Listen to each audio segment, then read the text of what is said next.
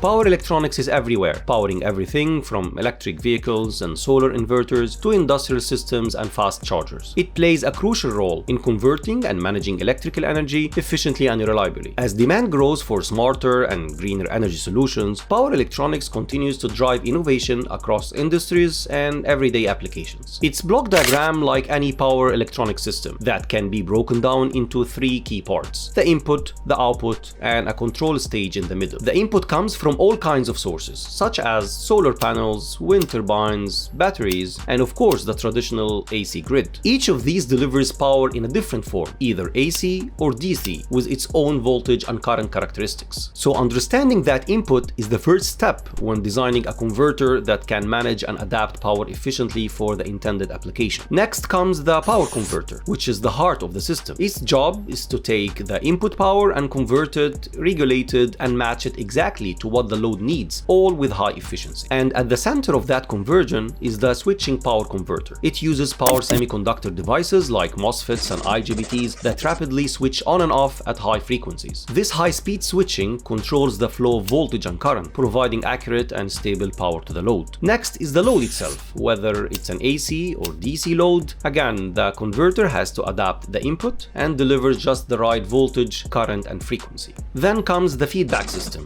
which constantly monitors the performance of the whole process. Alongside it, we have the controller, which regulates everything and keeps the system stable. To control the switching devices like MOSFETs and IGBTs, we use a control circuit, and this block plays a crucial role in minimizing losses and maintaining efficient and high-quality power delivery. This block takes a reference signal as an input and feedback signals from sensors. This could be current sensors, voltage sensors, or even position sensors, especially in motor control applications, and process them and generate precise switching signals. Well, modern controllers are usually digital, so analog feedback is converted into digital signals processed by the signal processor and used to calculate the right switching behavior. These switching signals are then sent through a gate driver, which provide the power needed to drive the semiconductor switches effectively. To accurately operate these transistors, you need to understand the role of gate drivers and how they get signals from the controller.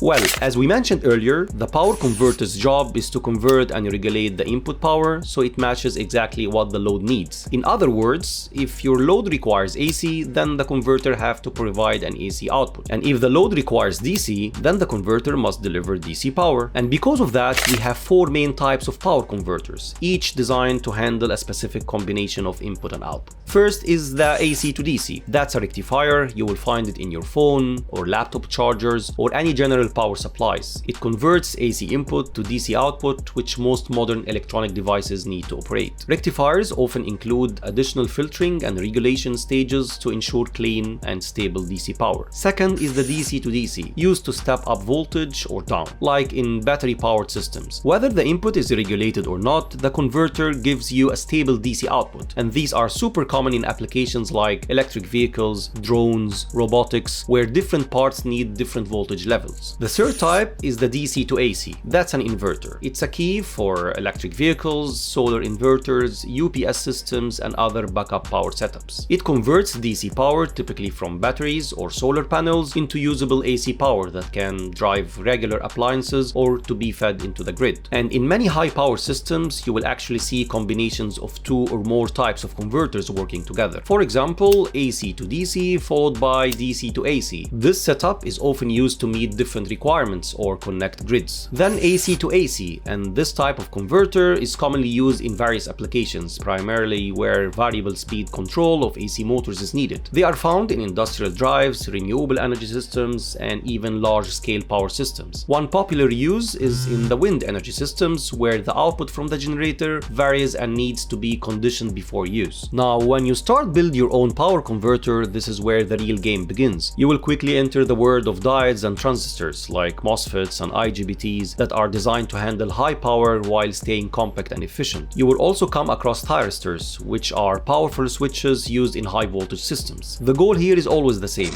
is to deliver power to the load with minimal losses. And thanks to the new technologies in power semiconductors, we now have devices like SiC and GaN power devices. These wide bandgap materials offer higher efficiency, better thermal performance, and support for high voltage operation, making them ideal for the next generation power applications. applications. But that's not all. Once you are starting your design, you will realize that there is more than one way to build a converter. That's where the term of power topology comes in. Each power topology is basically a different way to build a converter, and each one has its own set of advantages, limitations, power levels, efficiency, complexity, and cost. It's a deep topic, and we could definitely make a whole series of videos just exploring the different topologies. So that was a quick look at what power electronics is and the different types of power conversion you will come across. If you found this video helpful, make sure to like and subscribe. Thanks for watching, and see you in the next video.